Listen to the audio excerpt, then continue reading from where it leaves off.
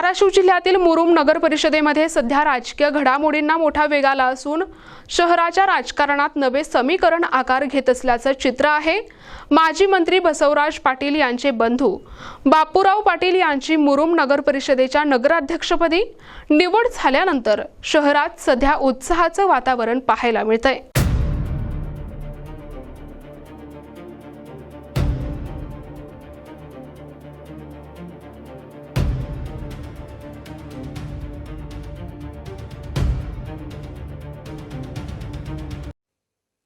याचवेळी माजी आमदार सुजितसिंह ठाकूर यांचे चिरंजीव नगरसेवक म्हणून निवडून आल्यामुळे मुरुमच्या राजकारणात नवा अध्याय सुरू झाल्याची चर्चा सर्वत्र रंगली आहे।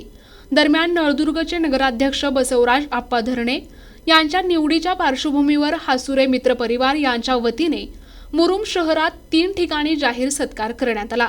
या सत्कारानंतर NTV न्यूज मराठीशी बोलताना नगराध्यक्ष बाबूराव पाटील यांनी मुरुम शहर स्मार्ट शहर करण्याचा ठाम संकल्प व्यक्त केला। पाणी पुरवठा, रस्ते, स्वच्छता तसेच आधुनिक नागरी सुविधा या विकास कामांना प्राधान्य दिलं जाणार असल्याचं त्यांनी स्पष्ट केलंय। एकूणच नव्या नेतृत्वाच्या उदयानंतर मुरुम शहराच्या विकासाला नवी दिशा मिळणार असल्याची अपेक्षा आता नागरिकांमधून व्यक्त केली जात आहे। महाराष्ट्रात असं एकमेव नेता आहे की जे 2 जिल्ह्याचं नेतृत्व करणारे भारतीय जनता पार्टीचं आणि यश देखील या ठिकाणी जे आहे त्यांच्या पदरात पडलेलं आहे। असे माजी मंत्री बसवराज पाटील यांचे बंधू जे आहे नगराध्यक्ष झाले। साहेब, पहिली प्रतिक्रिया। एक तरी या संपूर्ण महाराष्ट्रामध्ये या राज्याचे मुख्यमंत्री आदरणीय देवेंद्रजी फडणवीस साहेबांच्या नेतृत्वावर लोकांनी विश्वास ठेवून प्रचंड अशा प्रकारचं यश या सगळ्या महाराष्ट्रामध्ये मिळालेलं आहे। आणि म्हणून त्याचसोबत लातूर आणि धाराशिव या दोन्ही जिल्ह्यामध्ये या नेतृत्वावर विश्वास ठेवून भाजपला प्रचंड यश मिळालेलं आहे, आपल्याला माहिती आहे। आणि त्याचसोबत त्यांनी आतापर्यंत जे केलेले विकास आहे त्या विकासाच्या ह्याच्यावर आम्ही सगळ्यांनी मत मागितलं आणि लोकांनी भरभरून अशा प्रकारचं सहकार्य या ठिकाणी केलेलं आहे। आणि म्हणून आता या पुढील काळामध्ये सुद्धा लोकांनी आम्हाला निवडून देऊन एक मोठी जबाबदारी आमच्यावरती सोपवलेली आहे। आमची जबाबदारी सुद्धा अधिक वाढलेली आहे आणि म्हणून या सगळ्या विकासाकडे बारकाईने लक्ष ठेवून कसं लोकांची सेवा करता येईल, या सर्व नागरिक सुविधा कसं उपलब्ध करून देता येईल यासाठी आम्ही निश्चितपणानं प्रयत्न करू। आणि या दोन्ही जिल्ह्यातल्या सर्व मतदार बंधू भगिनीचं मनापासून आम्ही आभार मानतो। काय एकंदरीत मुरुम पाठ्यांमध्ये एकंदरीत सल्ला आरोप झालं, प्रत्यारोप झाला, विकासाचं कोणतं महत्वाचं विजन आपण या ठिकाणी राबवणार आहोत?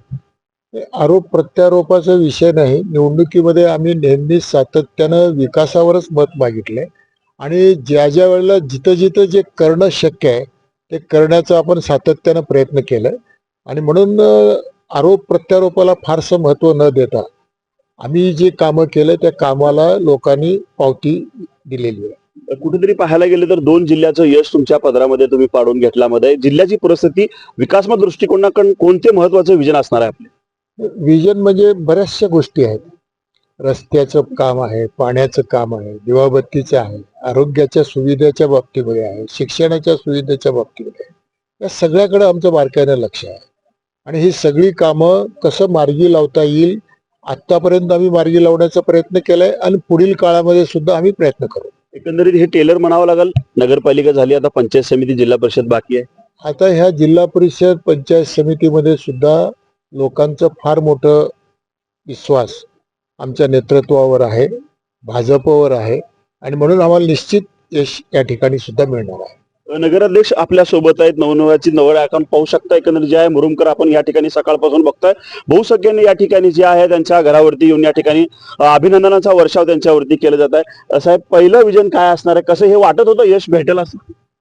मुरुम नगर परिषद हा क वर्गाचा नगर परिषद आहे आणि याला स्मार्ट सिटीमध्ये रूपांतर करण्यासाठी हा पहिला विजन असा। एकंदरीत स्मार्ट विजन जे आहे या महाराष्ट्रात नाही तर जिल्ह्यामध्ये एकंदरीत त्यांनीच आता या ठिकाणी प्रतिक्रिया व्यक्त केलेली आहे। हे संकल्पना असं कशा जोडून आणलेत, येणाऱ्या काळामध्ये कशा रूपाने आपण काम मुरुमचं काम करणार आहोत आपण विकास? केंद्रात सत्ता बीजेपीचा आहे, राज्यात सत्ता बीजेपीचा आहे आणि आता मुरुम नगर परिषदवरही सत्ता बीजेपीचा आहे। आणि एवढं सगळं असताना आपण जे काय शक्य आहे तेवढे सगळे स्कीम आम्ही इथं राबवून हा स्मार्ट सिटीत रूपांतर करून दाखवू। एकंदरीत विकासाच्या मुद्द्यावरती ही निवडणूक लढवली गेली आणि जिंकली गेली अशा पद्धतीने एकंदरीत व्यक्त केले जातात. युवा नेते शरण पाटील आपल्या सोबत आहेत. भैया, जिल्हा परिषदेची तयारी आता कशा पद्धतीने तुम्ही करणार?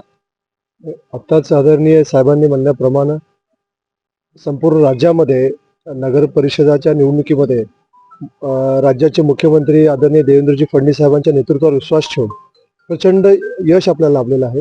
येणाऱ्या काळामध्येही जिल्हा परिषद व पंचायत समितीसाठी आम्ही सर्व कार्यकर्ते मिळून जास्तीत जास्त संख्येनं आपल्या भाजपाच्या सर्व सदस्यांना कसं निवडून येता येईल आणि आदरणीय मुख्यमंत्री देवेंद्र फडणवीस साहेबांच्या माध्यमातून आदरणीय साहेबांच्या माध्यमातून जिल्ह्यामध्ये आपल्याला प्रचंड यश आणायचं आहे. एकंदरीत अशा पद्धतीने जे आहे पाटील कुटुंब 2 जिल्ह्याचं राजकीय नेतृत्व करत जर असेल तर, परंतु एकंदरीत नगर देश पडदाची माळ त्यांच्या गळ्यामध्ये पडली. कसं बघताय या नेतृत्वाकडे?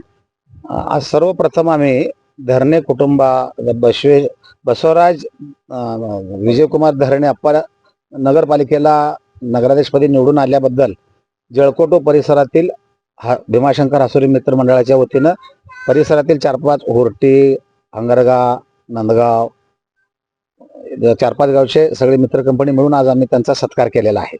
धरणे कुटुंब हे एक नळदुर्गमध्ये आदर्श कुटुंब आहे आणि त्यांच्या आजोबापासून नळदुर्गमध्ये किराणा व्यवसायाच्या निमित्तानं त्यांनी खूप चांगलं नाव कमवलेलं आहे.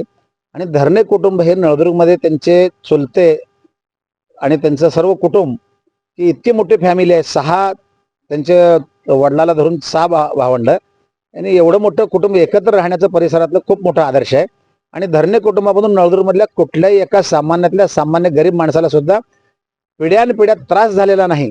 आणि त्यांनी धरणे कुटुंबाने आजोबापासून त्यांच्या वडिलापासून चुलत्यापासून त्यांनी आजपर्यंत लोकांची मनं जिंकलेली आहेत. मनमिळावू स्वभाव, प्रेमळपणानं सगळ्यांना सहकार्य करायची भावना, ह्या सगळ्या त्यांच्या वागण्यातून पक्षाने त्यांना उभारण्यासाठी आग्रह केला आणि त्यांनी थांबले. आणि नळदुर्गमधील प्रत्येक घरातील माणसाला धरणे म्हणजे आपल्या घरचा माणूस आहे असं समजून सगळ्याच समाजातील लोकांनी धरण्यासाठी प्रयत्न करून विजय केलेला आहे.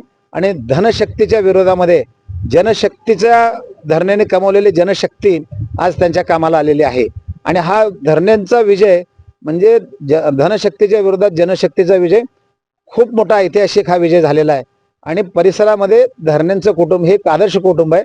आणि यांचा येणाऱ्या काळामध्ये नळदुर्ग गावासाठी, परिसरासाठी, विकास करण्यासाठी केंद्रामध्ये भारतीय जनता पक्षाचं नरेंद्र मोदीजींचं सरकार आहे, महाराष्ट्रामध्ये फडणवीसजींचं सरकार आहे, तालुक्यामध्ये भाजपचं राणादादा पाटलांचं आमदार आहेत आणि नळदुर्गमध्ये बसवराज धरणे आज नगराध्यक्षपदी आलेले आहेत. म्हणजे दिल्लीपासून ते नळदुर्गच्या गल्लीपर्यंत भारतीय जनता पार्टी एकाच विचाराचं सरकार आहे. त्यामुळे नळदुर्गचा विकास करण्यासाठी धरण्यांना खूप सोपं आहे, पण त्यांनी ते प्रयत्न करून नळदुर्गचा विकास करून आयुष्यामध्ये त्यांनी आपलं नाव कमवावं आणि त्याचा परिसरामध्ये नळदुर्गमधल्या परिसरातल्या गरीब लोकांच्या छोटी मोठी कामं करून सेवा कमवून त्यांच्या घराण्याचा आजोबाप्रमाणे भविष्यामध्ये त्यांनी नाव कमवलेलं आहे.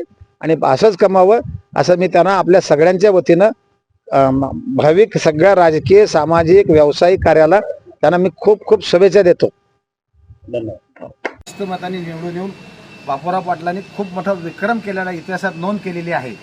आणि भविष्यामध्ये पुढच्या वेळेला 5 वर्षामध्ये शरण पाटलाला विनंती करतो की सर्वच्या सर्व जागा निवडून येण्यासाठी तुम्ही प्रयत्न करा, वेळ प्रसंगी बिनविरोध करा, सर्वच तुम्हाला सहकार्य करतील. आणि बसवराज पाटील साहेब असे नेते आहेत की सर्वांना आपुलकीनं वागणारे आणि सर्वांशी मिसळून वागणारे नेते आहेत. आणि महाराष्ट्रामध्ये एकमेव नेतृत्व साहेबाचं असं आहे की ते 2 जिल्ह्यामध्ये काम करतात. आणि आपला जिल्हा धाराशिव जिल्हा लातूर जिल्ह्यामध्ये जाऊन औशामध्ये 2 वेळेला विधानसभेला ते निवडून आलेत. दुसऱ्या जिल्ह्यामध्ये जाऊन निवडून येणारं महाराष्ट्रामध्ये एकमेव व्यक्तिमत्व आहे. अशा व्यक्तिमत्वाच्या पाठीशी आपण सर्वजण उभं राहूया. आणि बापूराव काका बहुमताने निवडून आलेत की त्यांचं या ठिकाणी हासुरे मित्रमंडळातर्फे जळकोट परिसरातील सर्व कंपनी या ठिकाणी आलेले, तर या निमित्तानं आपण त्यांना शुभेच्छा देतो. आणि प्रतिनिधी आयुब शेख, NTV न्यूज मराठी, धाराशिव.